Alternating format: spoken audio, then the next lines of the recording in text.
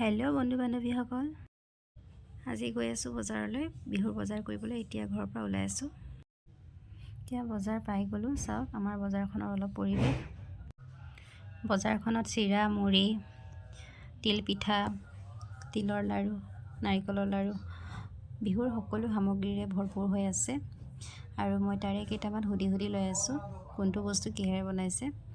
আৰু এনেকৈ শ্বপিং কৰি আছোঁ আজি।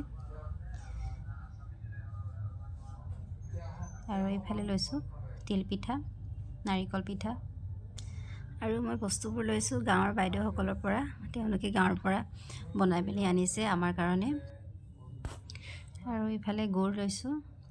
এইবছৰ বিশেষ কাৰণত আমি গাঁৱলৈ যোৱা নহ'ল, গতিকে ইয়াতে বিহু উদযাপন কৰিলোঁ। এতিয়া মিঠাই দোকানত দৈ ল'বৰ কাৰণে, আৰু দৈ ল'লোঁ আৰু ঘৰলৈ আহিলোঁ। আৰু এতিয়া ঘৰৰ গেটত আজিলৈ